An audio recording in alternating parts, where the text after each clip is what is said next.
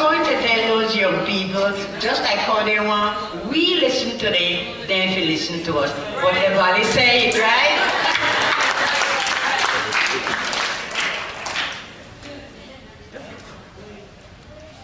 Good evening, everyone. My name is Wilfred Felix. I'm from Belize City. And I see the reaction for some of the faces.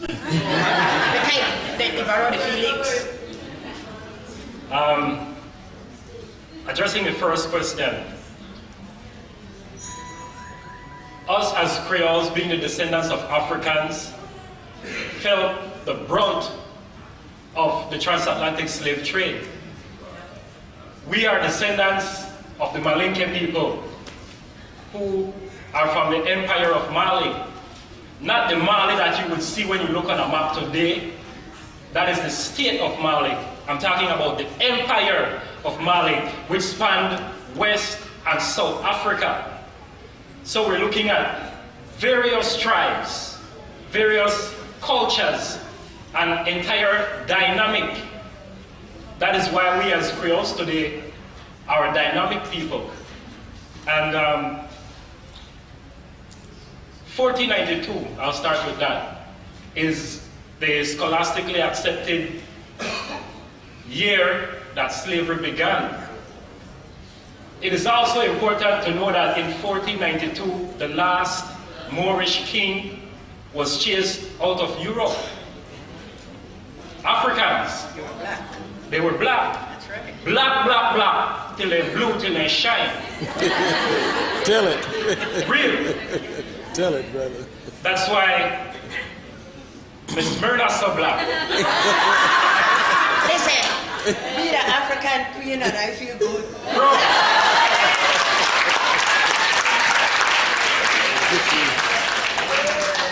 Now, those black Africans called more civilized Europe from 711 AD up until 1492. Within that time span, the Moors established over 800 schools throughout Europe, including universities, 7 universities. They built castles. They developed the infrastructure. They taught the Europeans that you can't keep your goat and your sheep and your dog and your pig in at the same place where you live. Corral them outside. Now, we as Creole here, we are among the most looked down upon people. And that is twofold. That is because of how we are stereotyped, and that is because of how we were educated to see ourselves. That's right. Or miseducated, I should say. Exactly. So, the brunt of what was done to us is colonization and enslavement. And slavery, we must identify not as something that happened, but as a system. Slavery is a system.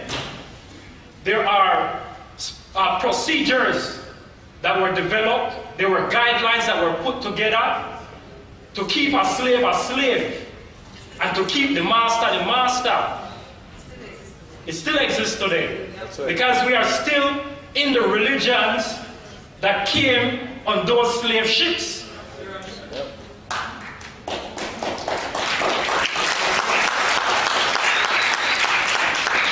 The first ship that sailed across the Atlantic in 1492 was called the good ship Jesus. Tell it. But no, most Christians would believe that Jesus is God. You're not talking about Jesus who lived 2,000 years ago. Besides, his name was not Jesus, because 2,000 years ago the letter J did not exist. His name was Yahushua.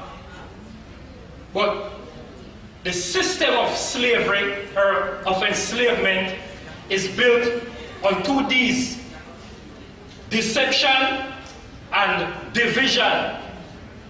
So through slavery, we as a people were taught to hate ourselves and love everyone else who don't look like us. Right. Once it's something different than what we have or what we look like, we are taught by slavery as a system, to love it, to embrace it, to take it on and become it, while rejecting your own identity or our own identity. Through the system of enslavement, the masters bred fear in us, because fear restricts movement and inhibits progress. So if you're in control of the fear, then you're in control of the progress. You're in control of the person that fears. And this is one of the tools that were used in painting Jesus white. Black. Had to be black, because he's African. That's right. There's no such thing as a Middle East. That's North Africa. So, in order to breed fear into us in the system of slavery, we were killed, we were hung, we were hamstrung, we were whipped, we were chopped up, we were pulled apart by horses, we were raped, we were burnt, we were lynched. Now let's look at that word lynched. What is the origin of the word lynch? Lynch is the last name of a man whose first name is Willie. Willie Lynch, who was a plantation owner throughout the Caribbean. Willie Lynch is the individual who is attributed to designing slavery as a system. Because when free Africans were brought across the Atlantic, they were fierce. They were full of that ancestral warrior spirit that is not so evident among us as a people today. So there had to be a system, there had to be a process to rid us of that ancestral spirit. So Willie Lynch designed this structure after having done various tests on his plantations throughout the Caribbean. The basis of it, as I mentioned, is deception and division. Willie Lynch would teach his slaves, or enforce it upon them, to not trust each other, to be the first to betray the other. Let's say Miss Myrna have her crew where she the plan to run where with. If I catch wind of that, I was taught to carry it to the master, not to join them, because I should be in obedience to the master. Division on the basis of petty differences. Pitting the lighter color against the darker color. Pitting the straighter hair against the coarser hair. The lighter color eyes against the black color eyes, or the blue or the gray or the green. Pitting the slave that grew up in the master's house against the one that worked in the fields. Yes, the nose. That's right. If you have that beautiful, broad African nose that allows you just to take in all that air, so that your brain is well oxygenated.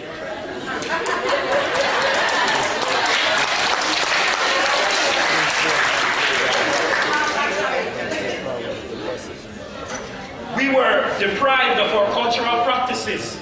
We weren't allowed to remember the spirit of our ancestors. We weren't allowed to talk in our own languages, or to even dress traditionally. In the city, when I walk around like this, I get laughed at, because they're not used to seeing it, but I hold my head higher, because then you're seeing it now. So from then to now, what has happened to us? Because of the hatred for self that was inbred in us through slavery, we hate every black face. We are suspicious of every black face. Police profile us. We're stereotyped. Ethnic profiling. We are exploited by merchant cultures. Because after we were freed as slaves, we didn't have any land, we didn't have any assets or any resources. So we ended up having to go back to work for the same person that supposedly just freed us from their enslavement. But remember, I mentioned that slavery is a system, so that was a tactic. We are criticized and ridiculed because of our accepting our cultural identity. The education system, and I have to say that this is a reiteration because all of our tribes have suffered because of this education system. Our histories, our story is not taught in schools, except at the tertiary level. That should not be so. And as my sister mentioned, we should be teaching this from the primary school level. We should be teaching this while our children are still in the womb. As they come out, what they should hear is their traditional language. We are divided amongst ourselves, as I mentioned earlier, based on our physical traits and status. That still is happening. Because the people that are in power now are those who descended from the slaves who lived in the master's house. While the ones who are impoverished now are the ones who descended from the slaves who used to work in the fields or on the logwood plantations. We suffer because of an inbred dependency on the systemic powers, on colonization. We have a lack of resources, basically finance and access to land. So, another point is a breakdown in the family structure. As Ms. Myrna mentioned earlier, the husband or the father would have to go into the plantation to work, leaving the wife and children at home. And many times the plantation was in other districts. So then you would meet a sweetheart there and breed her too. So the system itself breaks down our value for our women, our value for our children, and our responsibility as men and as fathers and as husbands. So we want to teach our history in all levels of schools. We want to establish a national standard for the Creole culture. Because everywhere you go, Creole is spoken slightly differently. It is written slightly differently. It is understood slightly differently.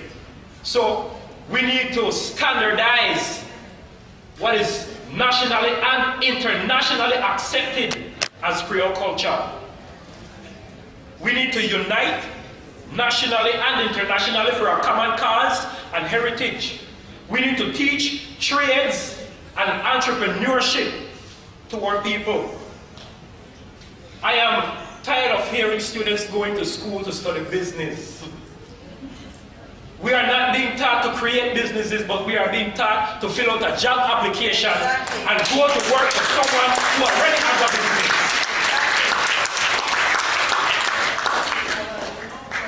As my brother Eligio mentioned, we need to have forums more often where we can voice our opinions, vent our concerns and issues, and lobby for those issues as a unit. This is a gargantuan coming together, not just of Belizeans, but of cultures, and we must see it as such.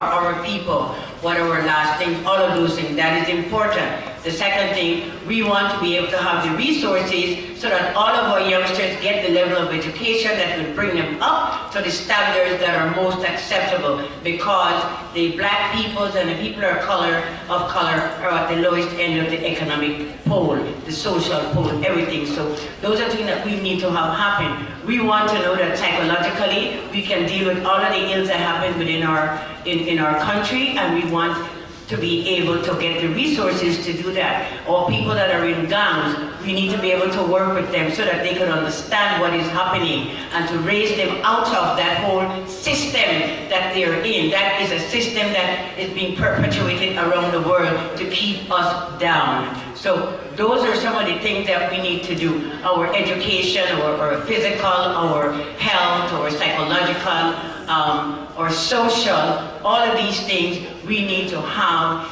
enough, whatever it is that they're going to do for us so that we can deal with that. We do not want to be left down there because we are important. After all, we came from kings and queens.